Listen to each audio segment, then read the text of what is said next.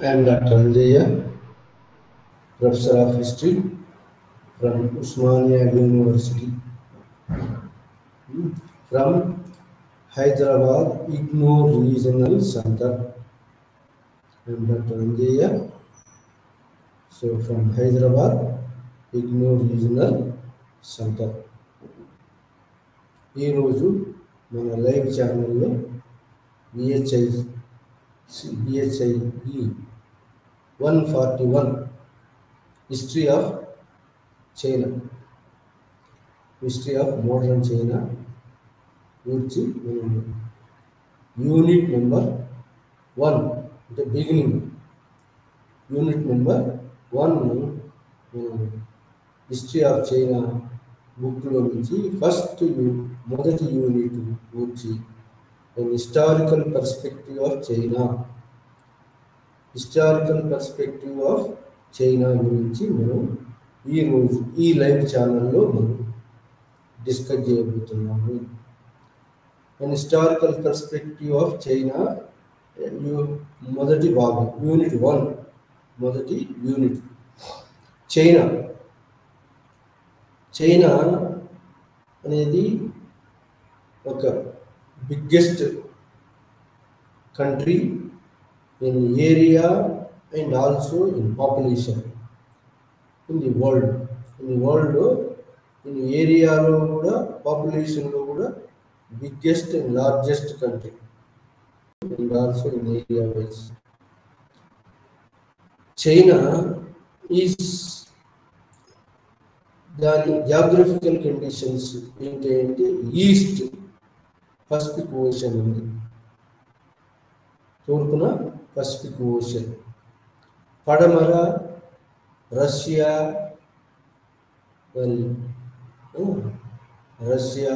Gobi desert, రష్యాలో ఉన్న gobi desert ఉన్నది, గోబీ డిజర్ట్ ఉత్తరంలో. దక్షిణమున మరి ఇండియా, ఇండో చైనా, ఇవి దక్షిణ భాగంలో ఉన్నాయి. ఇది సరిహద్దు కలిగినటువంటి పెద్ద చైనా.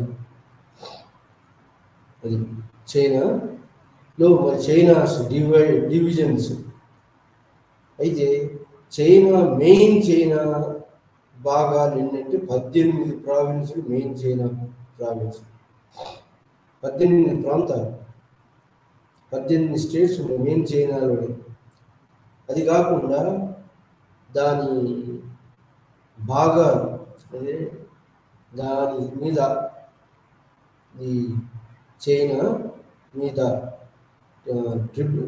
ఆధారపడ్డటువంటి యొక్క భాగాలు ఏంటంటే మంగోలియా, దాంట్లో ఒక పార్ట్స్ ఇవి కూడా మెయిన్ చైనా కాకుండా డిపెండెంట్ స్టేట్స్ మంగోలియా, మరి టిబెట్, ఇవి కాకుండా మరి ఇంకా ఇండైరెక్ట్గా ఉన్నటువంటి ప్రాంతాలు ఉన్నాయి.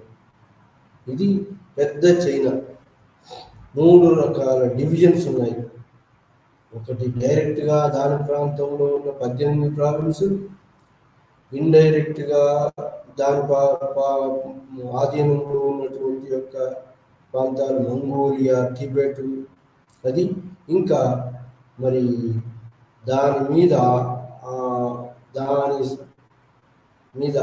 డిపెండెంట్గా ఉన్నటువంటి ప్రాంతాలు కూడా కొన్ని ఉన్నాయి. సో ఇలా చైనా 3 భాగాలుగా విభజించబడి పెద్దదైనటువంటి చైనాలో మరి రివర్స్ ఏమేమి రివర్స్ ఉన్నాయంటే చైనాలో ఉత్తరమున వాంగో రివర్ అనేది ఉంది. మరి మధ్యలో యాంగ్సీ రివర్ అనేది చైనా మధ్య భాగంలో ఉంది. తర్వాత దక్షిణ భాగంలో సింకియాంగ్ రివర్, 3 రివర్స్ పెద్దవి ఉన్నాయి. ఆ 3 రివర్స్లో వాంగో రివర్ వ్యాలీ అనేది చైనా యొక్క పచ్చ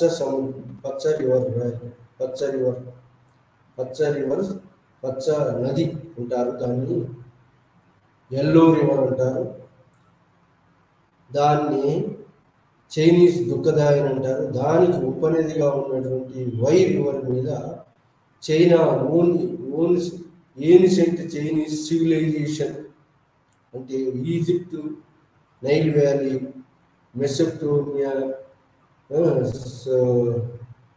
సివిలైజేషన్, ఇండస్ వ్యాలీ సివిలైజేషన్, ఈ కాంటెంపరీ సివిలైజేషన్స్ అన్నీ కూడా వాంగో రివర్ వ్యాలీ అయినటువంటి వై నది మీద పెద్ద సివిలైజేషన్ ఎమర్జ్ అయ్యింది.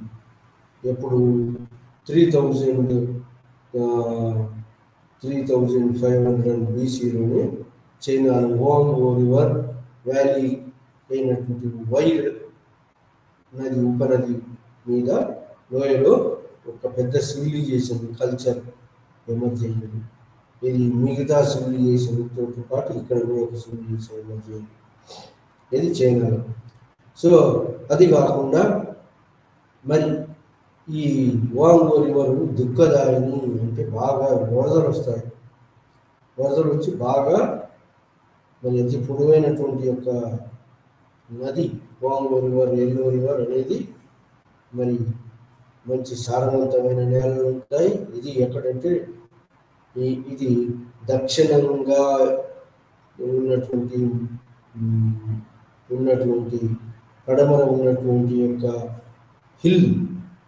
హిల్స్ మీద టిబెటిన్ హిల్స్ నుంచి ఆరిజిన్ అయ్యి లాంగ్ చాలా దూరం చైనా భూభాగంలో ప్రవహిస్తున్నటువంటి ముఖ్యమైన నది ఇది వాంగో రివర్ వ్యాలీ.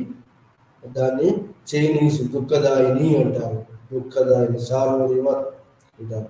అది కాకుండా ఇది పెద్ద రివర్. మరి ఇక్కడ దీనికి పడవ ప్రయాణం కూడా, దీనికి వస్తువులు చేరవేయడానికి ఒక ప్రదేశానికి ఇది ఉపయోగపడుతుంది.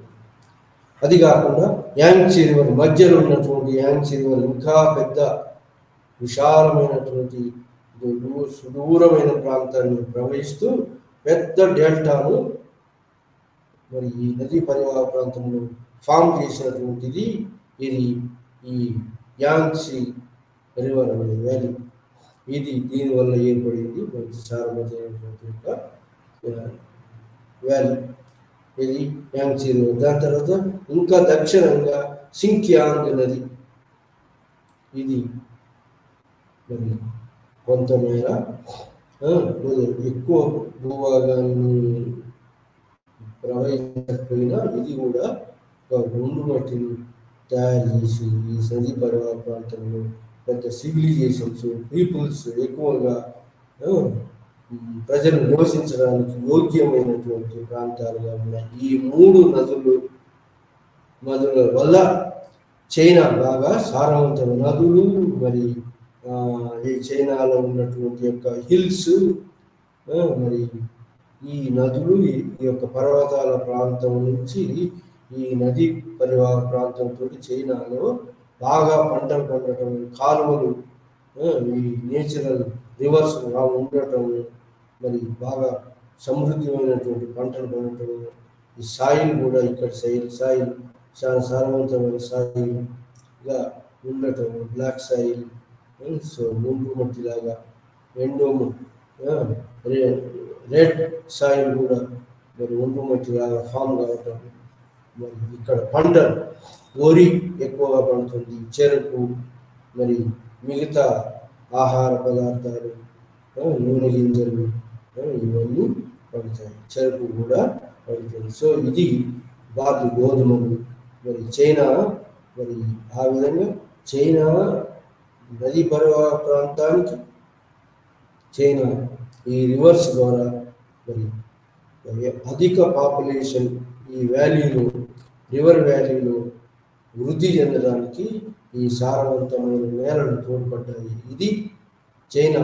మరి చైనాలో శీతోష్ణ స్థితి ఎట్లా ఉంటుందంటే ఇది అంటే టెంపరేట్ జోన్, సాధారణమైన శీతోష్ణ స్థితి, ప్రజలకు అనుకూలంగా ఉన్నటువంటి ప్రజా జీవనానికి ఉన్నటువంటి టెంపరేట్ జోన్లో ఉన్నది.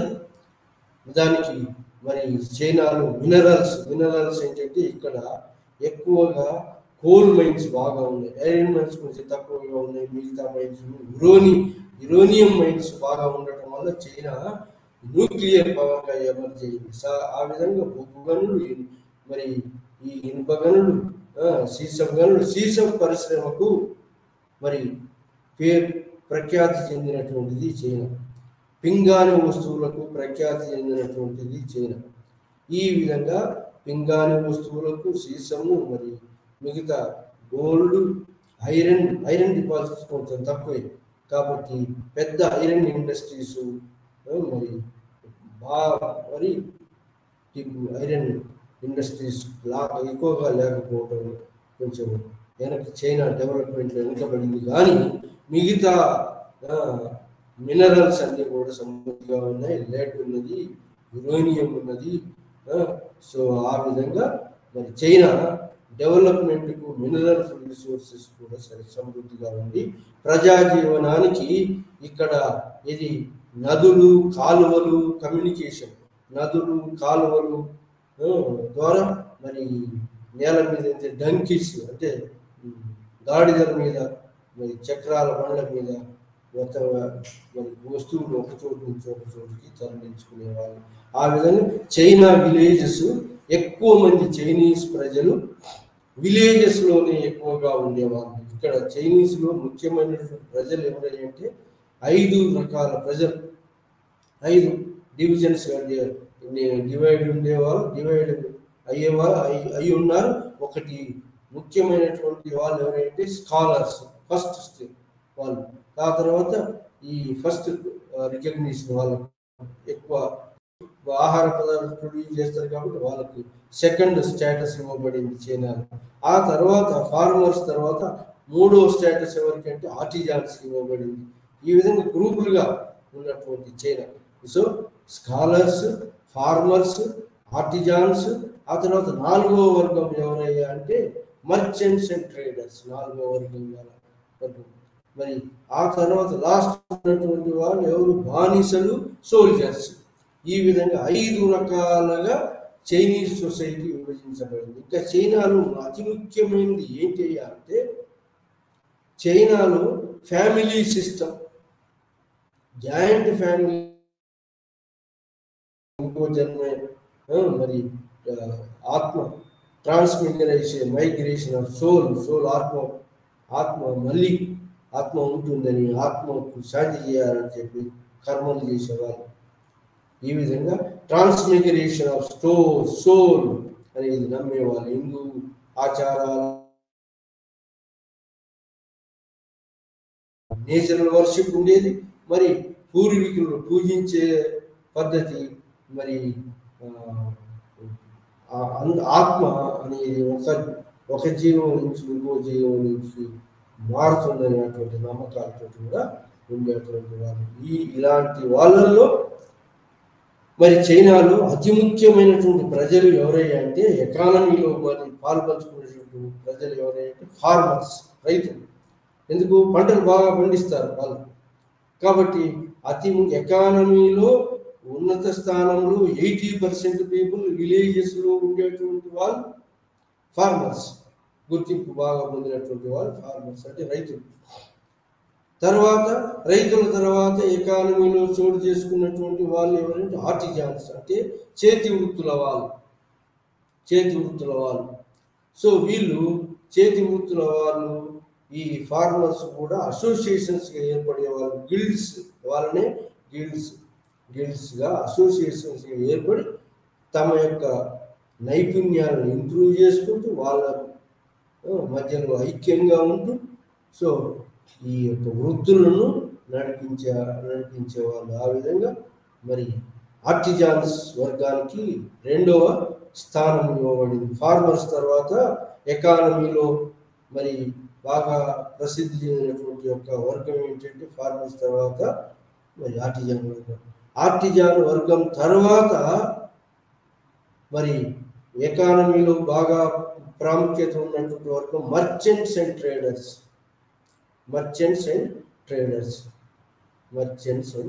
వాణిజ్య మరి వ్యాపారులు, మర్చెంట్ అండ్ ట్రేడర్స్. సో ఈ 3 వర్గాలు మరి ఉండేవి. ఫార్మర్స్, మరి ఆర్టిజాన్స్, మరి మర్చెంట్స్ అండ్ ట్రేడర్స్. వీళ్ళు అందరూ కూడా ఒక సంఘం, ట్రేడ్ గిల్డ్ వ్యవస్థ, సంఘం వ్యవస్థ ఏర్పాటు చేసుకొని వాళ్ళు వాళ్ళ యొక్క వృత్తులను, వాళ్ళ యొక్క వర్గాలను సంరక్షించుకోవటం, వాళ్ళ యొక్క వృత్తులను సంరక్షించుకోవటం, వాళ్ళ వృత్తులను నైపుణ్యం పొందటం, వాళ్ళ వృత్తులు తయారు చేసినటువంటి వస్తువులను ఇంకా నైపుణ్యంగా చేయటం. ఇది ఒక అసోసియేషన్స్గా వీళ్ళు గిల్డ్స్ అసోసియేషన్స్, ఫార్మర్స్ అసోసియేషన్స్, రైతులైతే farmers association, artisans guilds associations, మరి ఇంకా వీరు ఫార్మర్స్, మరి ఆర్టిజాన్స్, ఆ తర్వాత మర్చెంట్స్ అండ్ ట్రేడర్స్ కూడా ఒక గిల్డ్స్ లాగా అసోసియేషన్ ఏర్పడి వాళ్ళ ప్రాముఖ్యతను ఎకానమీలో నిలబెట్టుకునేటువంటి వాళ్ళు. ఇంకా మరి చైనాలో మరి ఇంకా ఏంటి అంటే రాజు సర్వాధికారి, రాజు దైవాంశ సంభూతుడు, రాజు మరి దేవుని ఆజ్ఞ చోతి పరిపాలిస్తున్నాడు అని రాజును మరి సనాతనగా వచ్చేటువంటి రాజు దైవాంశ సంభూతుడు. రాజుకు ప్రజలకు మధ్యన రిలేషన్ ఏంటంటే ఫ్యామిలీ, ఫాదర్ అండ్ సన్ రిలేషన్గా ఉంటుందని చైనీయులు మరి ఆ జాయింట్ ఫ్యామిలీలో మరి ఉంటూ, జాయింట్ ఫ్యామిలీలో మరి ఏర్పాటు కాకుండా ఇండివిజువల్ ఛాయిస్ ఉండదు. ఇండివిజువల్ ఛాయిస్ లేకుండా మ్యారేజెస్ అవుతుంటాయి, ఫ్యామిలీని నివసించాలి. ఒకే కుటుంబంలో 40-50 మంది కూడా ఉంటుంటారు. Great grand father, great father and great grand father, father, అట్లా మరి ఇట్లా మరి జాయింట్ ఫ్యామిలీలో మరి ఉండి ఎక్కువ చైనాలో ఫ్యామిలీ సిస్టమ్ డివైడ్ కానటువంటి big family system, joint family system ఉంది.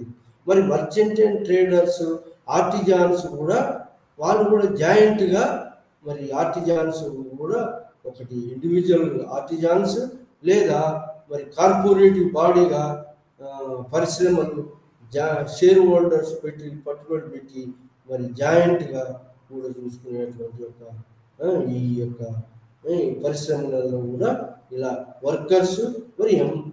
వర్కర్స్ని ఎంగేజ్ చేసుకున్నటువంటి ఓనర్స్ ఇలా 2 గ్రూపులుగా ఉండి మరి ఇలాంటి యొక్క అభివృద్ధికి ఈ యొక్క చైనా సామాజిక ఆర్థిక వ్యవస్థ ఇలాంటి యొక్క గ్రూపులతోటి ఈ విలేజ్ సెల్ఫ్ సఫిషియెంట్ సిస్టమ్ మరి ట్రాన్స్పోర్ట్ ఏంటి అంటే ముఖ్యమైన ట్రాన్స్పోర్ట్ గాడిదల మీద ట్రాన్స్పోర్ట్ చేసేవారు. ఇంకా రివర్ వ్యాలీస్, కాలువల మీద మరి ఇలాంటి యొక్క ట్రాన్స్పోర్ట్ సిస్టమ్, కమ్యూనికేషన్ సిస్టమ్ తోటి చైనా మరి ఎట్లాంటిదంటే ఇలా మరి ఇంటిగ్రేటెడ్ కుటుంబాలు ఉంటాయి చైనాలో. ఐక్యంగా ఉండే కుటుంబాలు ఉంటాయి. ఇంటిగ్రేటెడ్ కుటుంబంలో ఉన్నటువంటి చైనా, కుటుంబ వ్యవస్థలో ఉన్నటువంటి చైనా కుటుంబ వ్యవస్థలో బైండింగ్ గట్టిగా ఉంటుంది.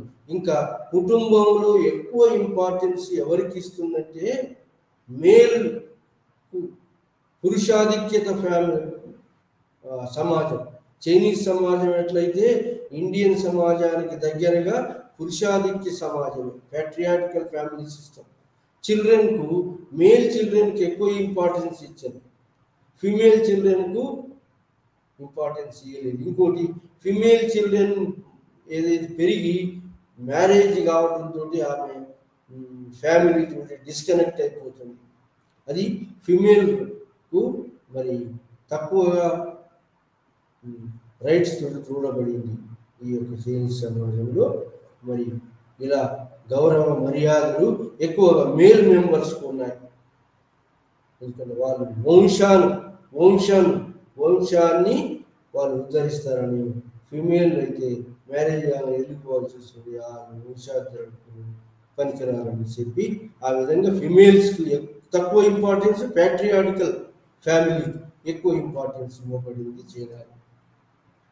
సో ఆ విధమైనటువంటి చైనా, ఫ్యామిలీ బైండింగ్ ఉన్నటువంటి చైనా, ట్రెడిషనల్ ఏన్సిస్టర్స్ వర్షిప్, రాజులు దైవాంశ సంభూతులు ఉన్నటువంటి చైనాలో మరి ఈ ఈ ఈ విధంగా మరి చైనా ప్రజలు ఎట్లాంటి వాళ్ళండి? చైనా వాళ్ళు తమ దేశము ఏమని పిలుచుకున్నారు? చైనా దేశం ఆ దేశాన్ని మిడిల్ కింగ్డమ్గా పిలుచుకున్నారు. మిడిల్ కింగ్డమ్ అంటే తమదే మధ్యగా వెలిసినటువంటి ఒక పెద్ద దేశము, తమ కల్చరే గొప్పది, తామే గొప్పవాళ్ళు అనేటువంటి ఒక భావం ఉండేది.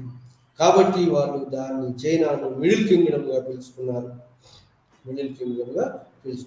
తమ వద్దనే అన్ని వస్తువులు లభిస్తున్నాయి, వేరే వాళ్ళ దగ్గరికి పోవాల్సిన అవసరం లేదు. సో కాబట్టి అది తన కల్చరే మధ్యగా ఉన్నది, ఏది ప్రపంచంలో మధ్యగా ఉన్నది తన కల్చర్. కాబట్టి మిడిల్ కింగ్డమ్గా పిలుచుకున్నారు. ఆ యొక్క చైనీస్ కల్చర్ మిగతా చోటికి స్ప్రెడ్ అవుతుంది అని చెప్పి నమ్మకంతో దీన్ని మిడిల్ కింగ్డమ్ మధ్యగా ఉండేటువంటి సామ్రాజ్యంగా మరి పిలుచుకున్నారు. ఇది చైనీయుల యొక్క స్వభావం. చైనీయుల యొక్క స్వభావం ఏంటి అంటే patriarchal family, male domination, females తక్కువ ఇంపార్టెన్స్ ఇవ్వటం, మరి ఏన్సెస్టర్ వర్షిప్, ట్రాన్స్మిగ్రేషన్ ఆఫ్ సోల్ ఆత్మ పరమాత్మలోకి కలుస్తుందని, ఇంకో ఆత్మలోకి కలుస్తుంది. కాబట్టి బరియల్ ప్రాక్టీస్, ఏన్సెస్టర్ వర్షిప్ స్టార్ట్ అయ్యింది. సో ఇది చైనాలో ఉన్నటువంటి యొక్క సోషల్ సిస్టంలో ఉన్నటువంటి హైరార్కీ సిస్టంలో మరి మర్చెంట్స్ ఫస్ట్ సిస్టంలో స్కాలర్స్, ఆ తర్వాత ఫార్మర్స్ తర్వాత మరి ఆర్టిజాన్స్ తర్వాత మరి ట్రేడ్ అండ్ మర్చెంట్ క్లాస్, ఆ తర్వాత మరి స్లేవ్స్ అండ్ సోల్జర్స్. ఈ 5 తరగతుల సెక్షన్ గ్రూప్స్గా డివైడ్ అయినటువంటి చైనా. మరి రిలీజియస్ బిలీఫ్స్ ఇక్కడ చైనాలో మరి ఫ్యామిలీ సిస్టమ్ బంధంగా ఉంది, రాజు దైవాంశ సంభూతుడుగా, మరి ఇది ఫ్యామిలీ యూనిట్గా, ఫ్యామిలీకి చక్రవర్తికి వాళ్ళ సంబంధం, రాజ్యానికి చక్రవర్తికి వాళ్ళ సంబంధం.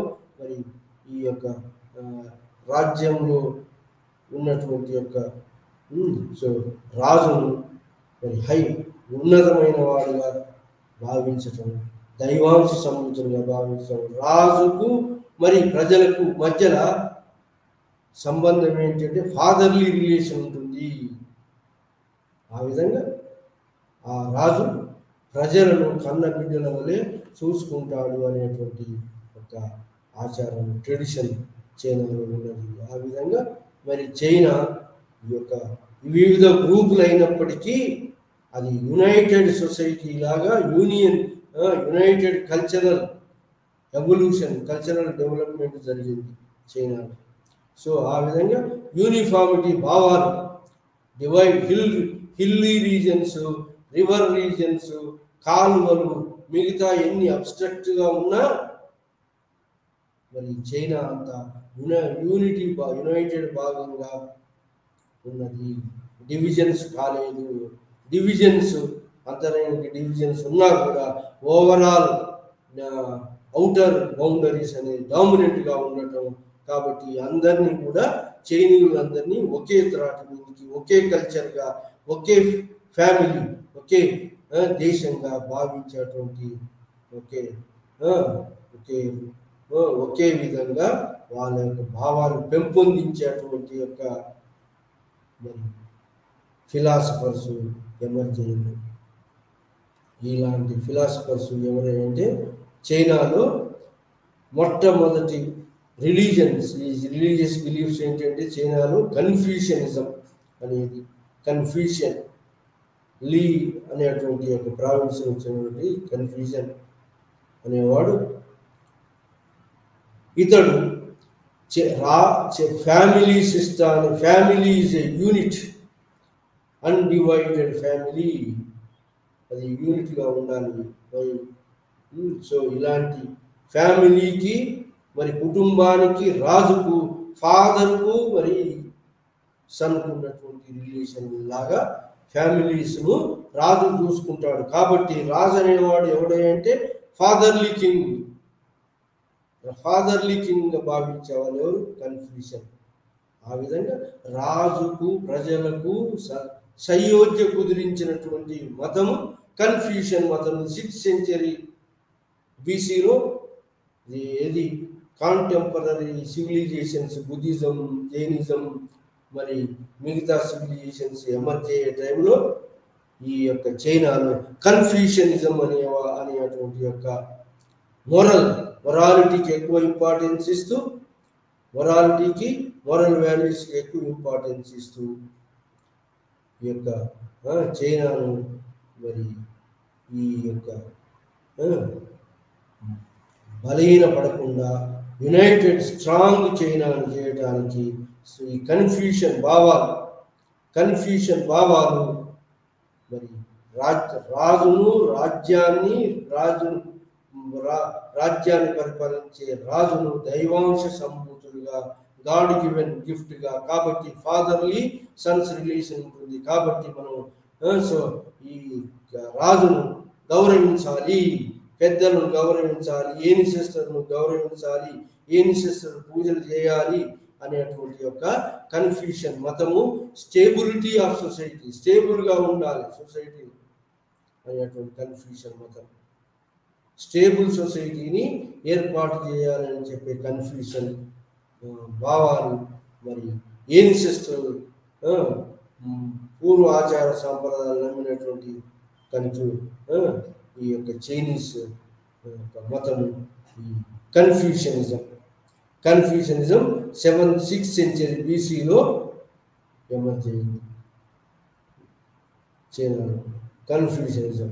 సో ఆ విధంగా కన్ఫ్యూషనిజంని ఎక్కువ మంది చైనాలో కన్ఫ్యూషన్ మతస్థులు, కన్ఫ్యూషియస్ ఫాలోవర్స్.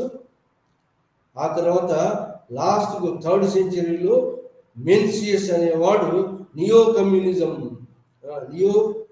కన్ఫ్యూషనిజం అనేది ప్రవేశపెట్టాడు. నియో కన్ఫ్యూషనిజం ప్రకారంగా ఏంటి అంటే, ఎవరైతే రాజులు సరిగ్గా పరిపాలించలేనటువంటి రాజులు ఉంటే వాళ్ళ మీద తిరుగుబడవచ్చు అనేటువంటి నియో కన్ఫ్యూషనిజం అని.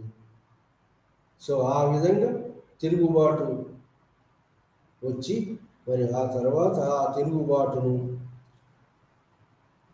రాజుకు, ప్రజలకు అనుకూలంగా పరిపాలించనేటువంటి షెడ్యూల్ రూలర్స్ను తొలగించవచ్చు.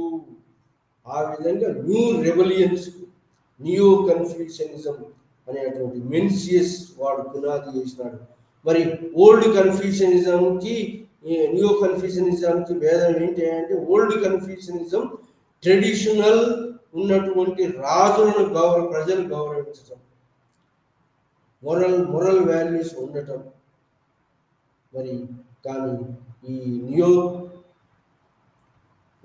కన్ఫ్యూషనిజం, మెన్సియస్ నియో కన్ఫ్యూషనిజం అంటే రివోల్ట్, తిరుగుబాటును సమర్థించింది. ఎవడైతే సుపరిపాలన చేయడో వాని మీద తిరుగుబాటు చేసే హక్కు ప్రజలకు ఉంటుంది.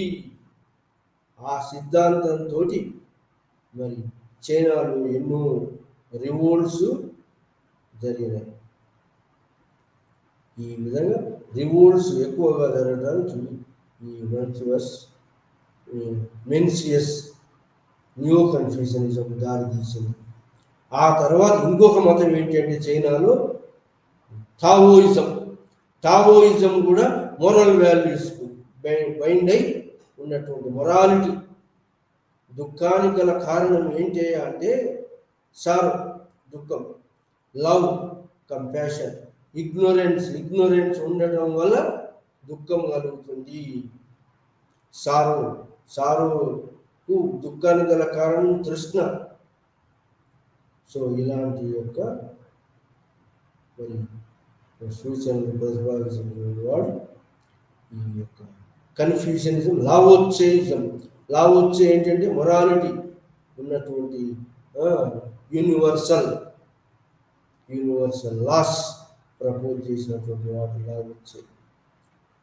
సో ఈ విధంగా మరి కన్ఫ్యూషనిజం, లావోచేయిజం అండ్ నియో కన్ఫ్యూషనిజం అనేటువంటి 3 చైనీస్ మతాలే కాకుండా బుద్ధిజం ఎప్పుడంటే హన్ డైనాసిటీ పీరియడ్లో ఏది ఇండియాలో కనిష్కుని పీరియడ్లో బుద్ధిజం స్ప్రెడ్ అయ్యింది. China Buddhism of Hinayana Mahayana 2 కూడా స్ప్రెడ్ అయినాయి. ఇక్కడి నుంచి ఇండియా నుంచి మైగ్రేట్ అయినాయి ఎక్కడికి చైనా. సో ఈ విధంగా కశ్మీర్ మరి ఈ పరిపాలించినటువంటి యొక్క రాజులు ఎవరు, ఈ కనిష్కుని కాలంలో ఈ యొక్క చైనా, ఈ బుద్ధిజం చైనాలో, నార్త్ చైనాలోకి బుద్ధిజం ప్రవేశించింది. నార్త్ చైనాలో బుద్ధిజం ప్రవేశించింది, హీనాయానం మహాయానం. సో కాబట్టి బుద్ధిజం నార్త్ చైనాలో రూలర్స్ ఉన్నటువంటి ప్రాంతంలో ఇది ప్రభావితమై అక్కడ స్ప్రెడ్ అయ్యింది. ఆ రూలర్స్ ప్యాటర్న్ చేయడం బుద్ధిజం ఎంటర్ అయ్యింది చైనాలో. సో ఆ విధంగా చైనాలో బుద్ధిజం ప్రాబల్యం కూడా పెరిగింది. ఇది కన్ఫ్యూజనిజం, నియో కన్ఫ్యూజన్, లావోసిజం తోటి పాటు బుద్ధిజం కూడా మరి ఈ విధంగా బుద్ధిజం కూడా స్ప్రెడ్ అయింది చైనా రిలీజన్. మరి అక్కడ ఇలాంటి 4 రిలీజన్స్, ఇది కన్ఫ్యూషనిజం, తర్వాత టావోయిజం, తర్వాత నియో కన్ఫ్యూజనిజం, మరి తర్వాత మరి ఇరిగేషన్. సో నియో కన్ఫ్యూజనిజం తర్వాత మరి బుద్ధిజం కూడా ఉన్నటువంటి రిలీజన్ హీనాయన మహాయాన బుద్ధిజం. ఈ విధంగా మరి చైనాలో మరి ఈ యొక్క బుద్ధిజం ఎంటర్ అయింది కాబట్టి గాంధార ఆర్ట్ అండ్ ఆర్కిటెక్చర్ కూడా డెవలప్ అయింది. ఆ విధంగా చైనాలో చైనాలోనే ఏన్షియంట్ రూలర్స్ 30,000 గ్రంథాలు ఉన్న లైబ్రరీని మెయింటైన్ చేశారు. 1000 బుక్స్ ఉన్నటువంటి లైబ్రరీని మెయింటైన్ చేశారు. 30,000 మంది స్టూడెంట్స్ ఉన్నటువంటి యొక్క యూనివర్సిటీని కూడా చైనీయ రాజులు ఏన్షియంట్ చక్రవర్తులు మరి మెయింటైన్ చేశారు. ఏన్షియంట్ యూనివర్సిటీ మరి బుద్ధిస్ట్ ఆ విధంగా యూనివర్సిటీస్, ఎడ్యుకేషన్ లిటరేచర్ ప్రీ మంచు మోడర్న్ పీరియడ్ కన్నా ముందు ఏన్షియంట్ చైనాలో ఎడ్యుకేషన్ లిటరరీ పోయిట్స్ ఎంతోమంది, దాని కీట్స్ సమానమైన పోయిట్స్ కూడా మరి చైనాలో మనకు కనిపిస్తారు. ఆ విధంగా literary development, education development, art and architecture phoenix ప్రతిమలు, మరి పింగాణి వస్తువులు, లెడ్ వస్తువులు, గాజు వస్తువులు మొదటి నుంచి ఇది చైనా ప్రసిద్ధి. సో ఆ విధంగా మరి ఆర్ట్ అండ్ ఆర్కిటెక్చర్ కూడా ఇన్ఫ్లుయెన్స్ అయింది. గాంధార ఆర్ట్, బుద్ధిస్ట్ స్ట్రక్చర్స్ ఏంటి అంటే చైత్యాస్తు, స్తూపాస్తు కూడా ఈ చైనాలో కట్టబడింది.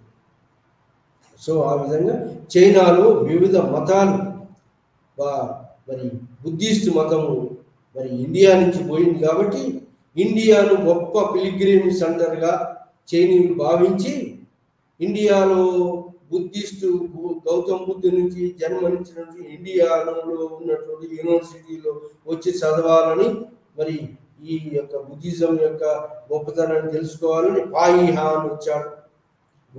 పాయిహాన్ మరి గుప్తుల కాలంలో, యువాన్ చువాంగ్ హర్షన్ కాలంలో, తర్వాత మరి ఇత్ సింగ్ హర్షన్ కాలంలో, హర్షన్ తర్వాత వచ్చాడు. సో ఈ విధంగా మరి ఈ చైనీస్ పిలిగ్రిమ్స్ ఇండియాను గొప్ప దేశంగా పిలిచారు. ఇంకా చైనీయులు ఎవరు అంటే మొట్టమొదటి చైనీయులు సెంట్రల్ ఏషియా నుంచి వచ్చినటువంటి వాళ్ళు చైనీయులు అని చెప్పి, సెంట్రల్ ఏషియాలో ఉన్నటువంటి వాళ్ళు మంగోలియన్స్ లేదా హానియన్స్ అనే వాళ్ళు వచ్చి చైనాలో ఉన్నటువంటి ట్రైబల్స్ను దక్షిణానికి నెట్టేసి పరిపాలన మొదలుపెట్టారు చైనీయులు. సో ఆ విధంగా చైనాలో మరి సెంట్రల్ ఏషియా నుంచి వచ్చినటువంటి వాళ్ళు లేదా ఇరాన్ ఇరాక్ నుంచి వచ్చి చైనాలో చైనాల యొక్క భూభాగాన్ని తమ ఆధీనంలోకి తీసుకొచ్చుకున్నారు. ఆ విధంగా సువిశాలమైన సామ్రాజ్యము చైనాకు దక్కింది. సో ఆ విధంగా చైనాలో సో ఈ యొక్క సువిశాల సామ్రాజ్యం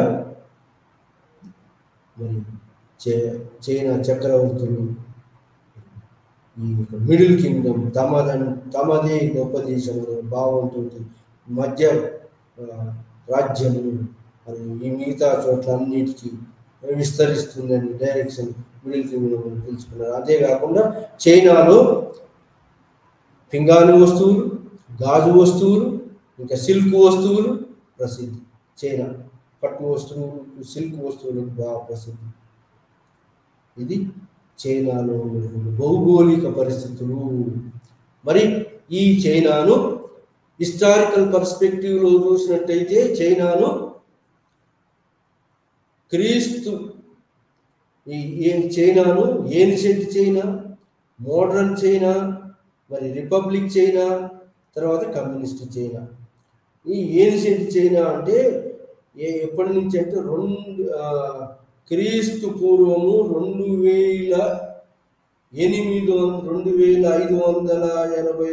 లేదా 2500 సంవత్సరాల నుంచి 2500 సంవత్సరాల బీసీ నుంచి మరి మంచు రూలర్స్ దాకా పరిపాలించినటువంటి ఒక రాజులు 9 మంది రాజవంశాలు పరిపాలించారు అప్ టు ది మంచూస్. ఇది ఏన్షియంట్ చైనా అంటారు. అప్ టు మంచూస్ 9 రాజవంశాలు. మొట్టమొదటి చైనాలో ఎవరు ఉండేవారు అంటే ఫ్యూడల్ వర్గాలు ఉండేది. వాళ్ళు కొన్ని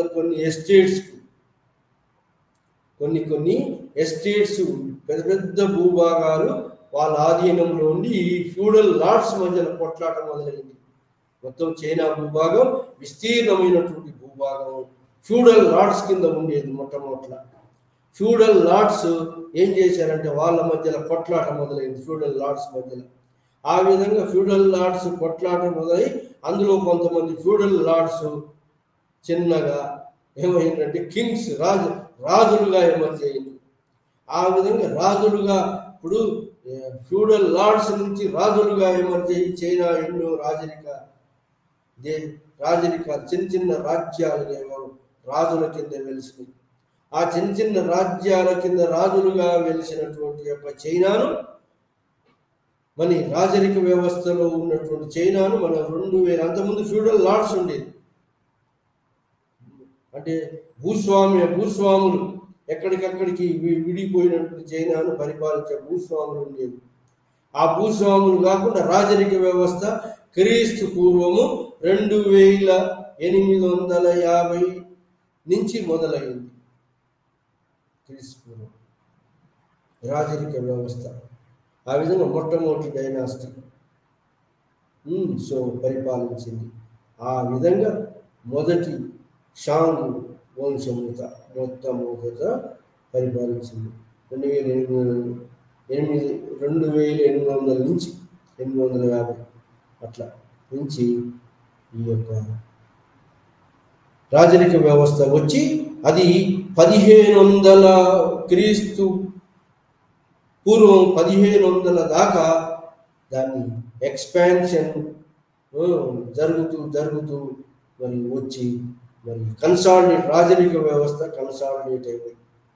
క్రీస్తు పూర్వం 1500 వరకు రాజరిక వ్యవస్థ కన్సాలిడేట్ అయింది.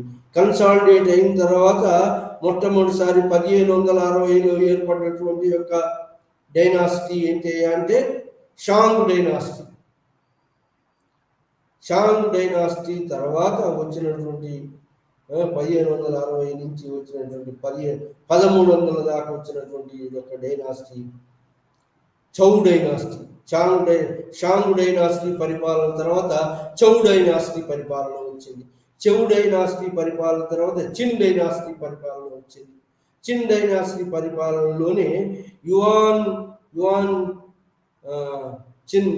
షువాంగ్ చి అనేవాడు great wall of China Mongolian దాడులను అరికట్టడం కోసం మంగోలియా యొక్క ట్రైబల్స్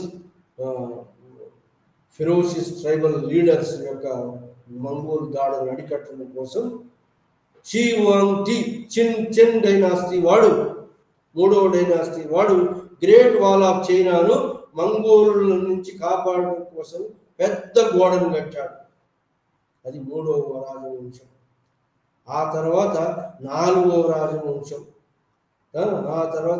రాజవంశం మరి హన్ డైనాసిటీ. ఆ తర్వాత హన్ డైనాసిటీ ఇది ఏంటి అంటే స్వర్ణయుగం అన్నారు. హన్ డైనాసిటీ 250 క్రీస్తు పూర్వము 250 నుంచి క్రీస్తు శకము 250 దాకా పరిపాలించినటువంటి dynasty Han dynasty. 257 or C common era దాకా బీసీఈ నుంచి సి దాకా పరిపాలించి హన్ డైనాసిటీ కాలం స్వర్ణయుగం అన్నారు. ఈ విధంగా చైనాలో లిటరరికల్ డెవలప్మెంట్ మరి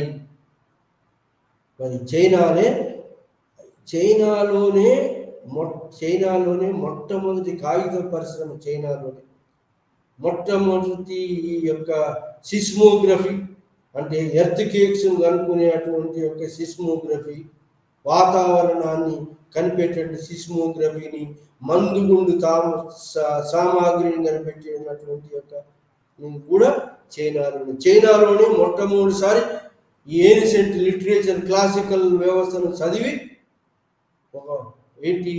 ఈ సివిల్ సర్వీస్ లాంటి ఎగ్జామినేషన్ పెట్టినటువంటి ఏన్షియంట్ చైనాలు.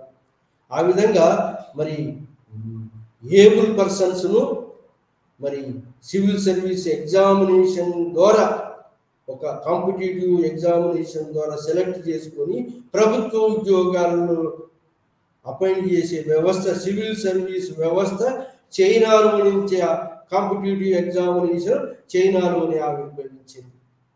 ఆ విధంగా చైనా అన్నింటికి పునాది ఇది. ఈ యొక్క చైనా మరి కోస్టల్ చైనాలో క్యాంటీన్ మకావో అనేటువంటి ప్రసిద్ధ రేవు పట్టణాలు ఉన్నాయి. మరి కాబట్టి ఈ చైనాకు ఓపెనింగ్స్ ఉన్నాయి. కాబట్టి ఈ క్యాంటీన్ మకావో నుంచి పూర్వం నుంచి కూడా ఈ వర్తక వ్యాపారము మరి జరుగుతుంది, సముద్ర వర్తక వ్యాపారం.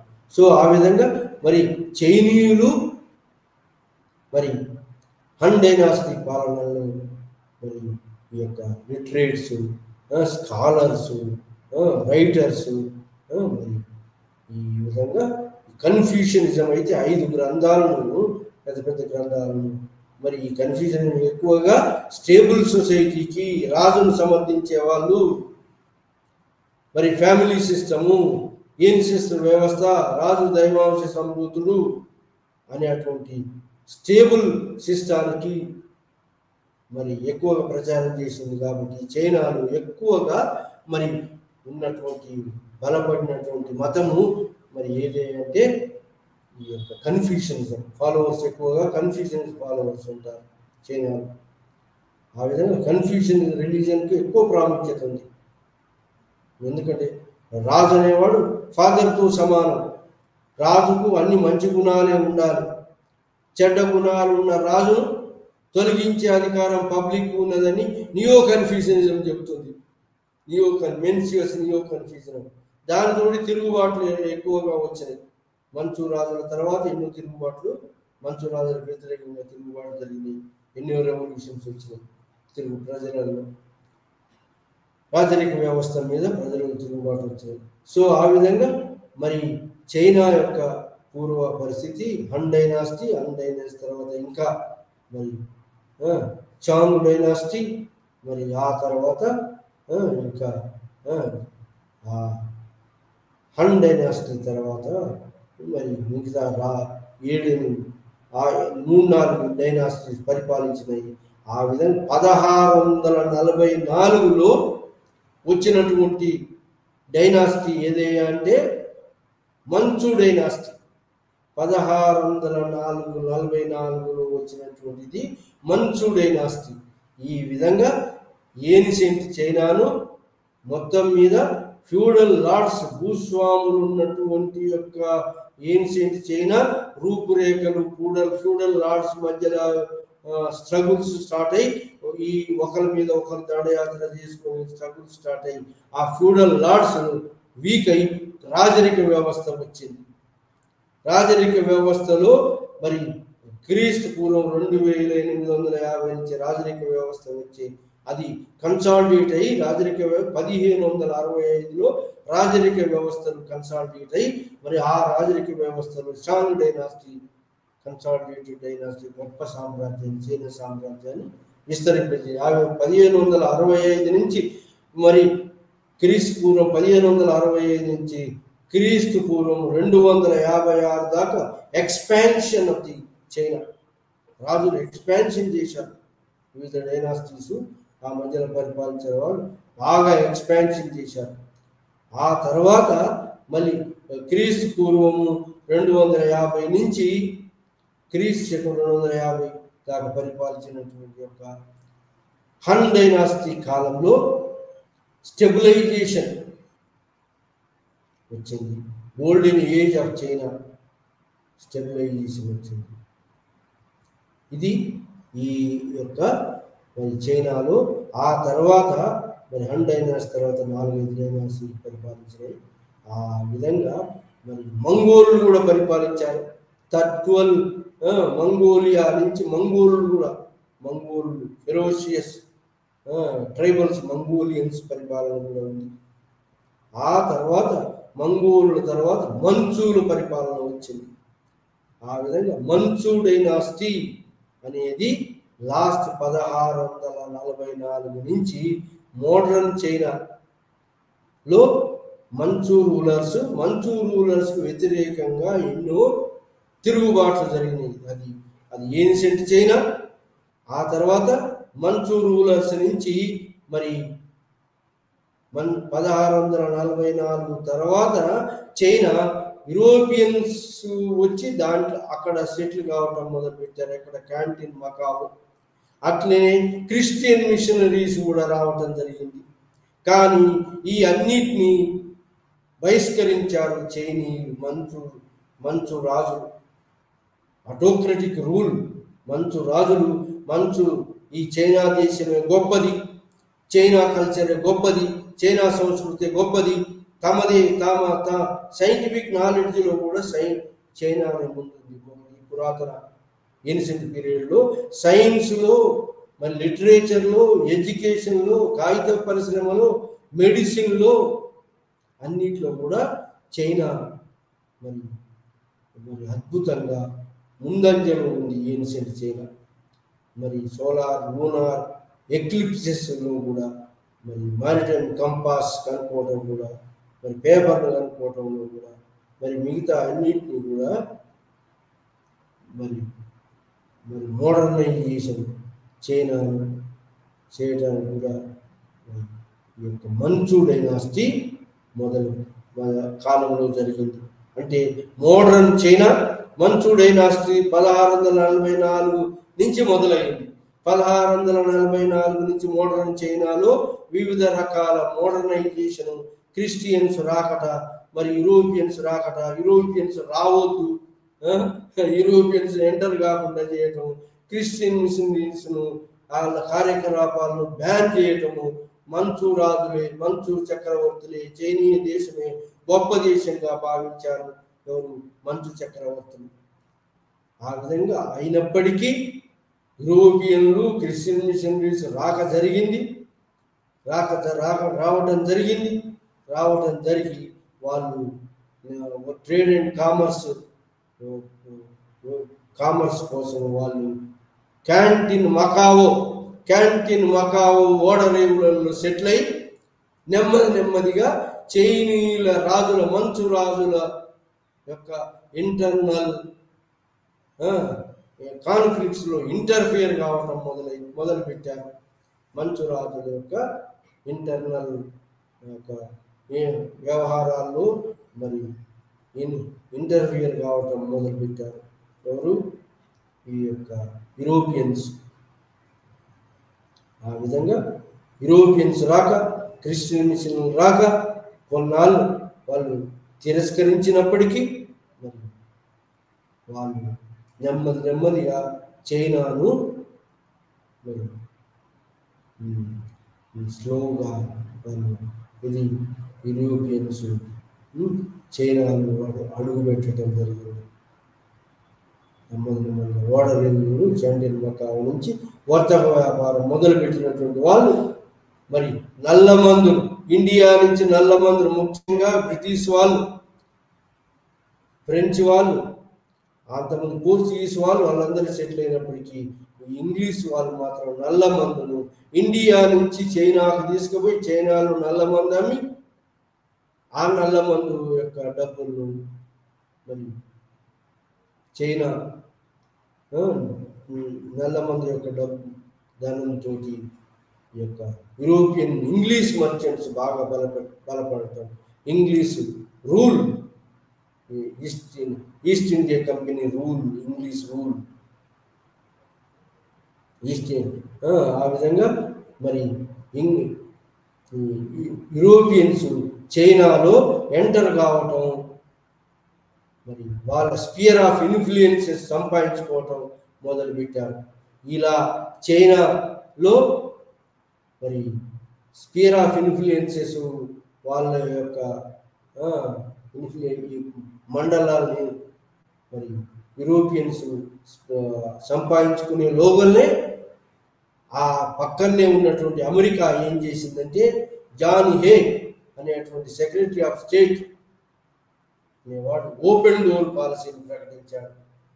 ఓపెన్ డోర్ పాలసీ ప్రకటనతో చైనాను ఏ యొక్క యూరోపియన్ ట్రేడింగ్ కంపెనీ వశపరుచుకొని తమ గుత్తాధిపత్యాన్ని నడపడానికి లేదు, ఈ చైనా దేశం అందరూ వర్తక వ్యాపారం చేయవచ్చు అని ఓపెన్ డోర్ పాలసీని ప్రకటించాడు. వాడు John Hay, secretary of state for America. So దాంతో చైనాను ఆఫ్రికా లాగా పంచుకోకుండా ఆపబడింది. అది చైనా యొక్క historical perspective of China, ancient China. మరి ఇక్కడ family system, joint family system, మరి కస్టమ్స్ అండ్ మేనర్స్ ఉన్నటువంటి జాయింట్ ఫ్యామిలీ సిస్టంలో మరి ఉన్నటువంటి యొక్క ఏన్సెస్ట్రల్ వర్షిప్ ఉన్నది. ట్రాన్స్మిగ్రేషన్ ఆఫ్ సోల్, ఆత్మ పరమాత్మను కలుస్తుంది, మళ్ళా పునర్జన్మ ఉంటుంది అనేటువంటి నమ్మి మరి రాజు దైవాంశ సంభూతులుగా నమ్మినటువంటి కన్ఫ్యూషనిజం అనేటువంటి మతం చైనీయులను ప్రభావితం చేసినటువంటిది. సో ఆ విధంగా చైనా యొక్క స్వాభావిక హిస్టారికల్ ఆస్పెక్ట్ ఆఫ్ చైనాను మనం ఈరోజు ఈ యొక్క లైవ్ ఛానల్లో కొంత బ్రీఫ్గా చదివినాం. దాంట్లో ఏంటంటే China's geographical condition, it's influence, reverse influence, మరి చైనా యొక్క క్లైమేటిక్ ఇన్ఫ్లుయెన్స్. క్లైమేట్ అంటే మంచి వాతావరణం, పీపుల్స్ నివసించే వాతావరణం. మరి నదులు కూడా ఏది ముఖ్యమైన 3 నదులు, Huang Ho river valley, Yangtze river valley, Xinjiang river valley, fertile valleys, food production, మరి సారవంతమైన భూములు, ఫుడ్ ప్రొడక్షన్కు, మరి కమ్యూనికేషన్, ట్రాన్స్పోర్ట్ సిస్టానికి, మరి కాలువలు, మరి నదులు, మరి డంకీస్ ద్వారా ట్రాన్స్పోర్ట్ సిస్టమ్ డెవలప్ అయినటువంటిది. మరి అది ఆ విధంగా మోడర్నైజేషన్ ఆఫ్ చైనాకు ఏన్షియంట్ చైనాలో ఉన్నటువంటి యొక్క భావాలు ఐడియాలజీ, ఐడియలిజం, మరి తమదే దేశం గొప్పది అని తమ ఆ అంతమున్నటువంటి సోషల్ సిస్టానికి వ్యతిరేకంగా, డాగ్మాస్ వ్యతిరేకంగా మరి ఒక తిరుగుబాటు ఉద్యమం ఏంటి అంటే ట్రెడిషనల్ ఏన్సెస్ట్రల్ పాత్కు తిరుగుబాటు ఉన్నటువంటి వర్గం ఏంటి అంటే ఏన్షియంట్ తిరుగుబాటు అయినటువంటి రిలీజియన్స్ ఏంటంటే కన్ఫ్యూషనిజం, లావోచిజం, ఆ తర్వాత బుద్ధిజం. ఇవన్నీ ట్రెడిషనల్ రిలీజియన్లో ఉన్నటువంటి యొక్క చెడును తొలగించడం కోసం నూతన మత ఆవిర్భావం జరిగింది 6th century BCలో. ఇండియాలో కూడా జరిగింది అదే బుద్ధిజం, జైనిజం ఎమర్జ్ అయినాయి. అట్లనే చైనాలో కూడా కన్ఫ్యూషనిజం, టావోయిజం అనేటువంటి రిలీజియన్స్ ఎమర్జ్ అయినాయి. సో ఆ విధంగా చైనాలో మరి ఇలాంటి యొక్క evolution of religions, China stable society, patriarchal family society, male domination society, మరి రాజు దైవాంశ సంభూతులు, integrated families, integrated with the state, family integrated with the state సిస్టాన్ని ఎవాల్వ్ చేసి మరి ఇలా చైనాను ఫ్యూడల్ లార్డ్స్గా, వివిధ రకాల లార్డ్స్గా డివైడ్ చేయబడేటువంటి చైనాను ఈ లార్డ్స్ మధ్యలో ఉన్న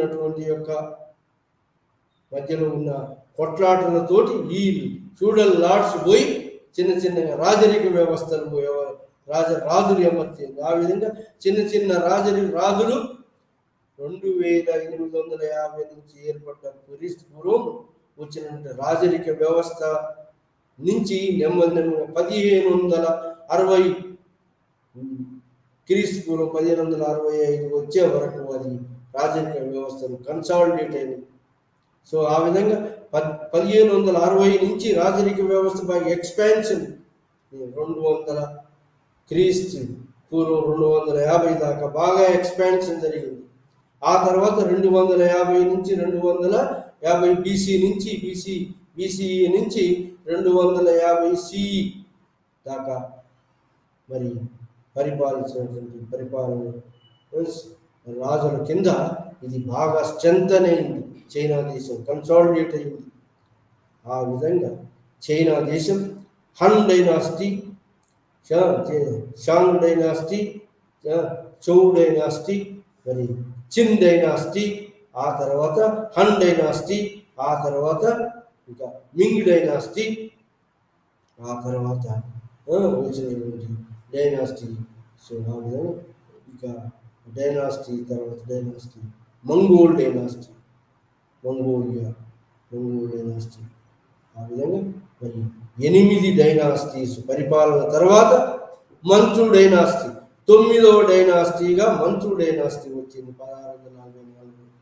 ఆ మంచు డైనాసిటీ మరి 1644 నుంచి 1911 దాకా పరిపాలించింది మంచు డైనాసిటీ.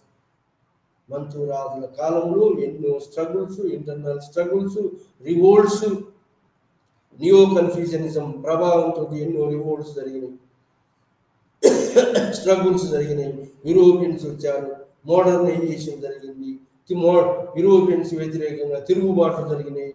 దాన్ని బాక్సర్ రెవల్యూషన్ అని మరి ఈ ఎన్నో తిరుగుబాట్లు జరిగినాయి.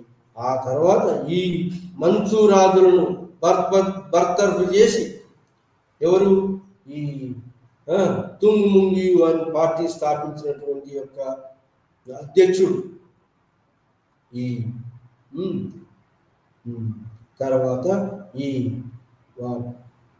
చైనా రిపబ్లికన్ చైనాగా ఆవిర్భావం 1912లో రిపబ్లికన్ చైనా చాంగ్ షేక్ పరిపాలన.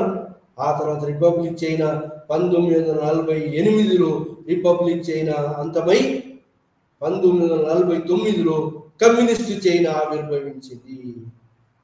ఆ విధంగా చైనా ఏన్షియంట్ చైనా, ఆ తర్వాత మంచు డైనాసిటీ మోడర్న్ చైనా, మరి మోడర్న్ చైనా తర్వాత రిపబ్లికన్ చైనా, ఆఫ్ 1911 1912 నుంచి 1948 రిపబ్లిక్ చైనా, ఆ తర్వాత మరి వచ్చినటువంటిది 1949 తర్వాత వచ్చినటువంటి కమ్యూనిస్ట్ చైనా. ఈ విధంగా చైనా హిస్టరీ డివైడ్ అయి ఉన్నది. ఇది హిస్టారికల్ పర్స్పెక్టివ్లో చైనా హిస్టరీని బ్రీఫ్గా మనం ఈరోజు లైవ్ ఛానల్లో డిస్కస్ చేసినాము. ఇది మన యొక్క ఈరోజు యూనిట్ 1.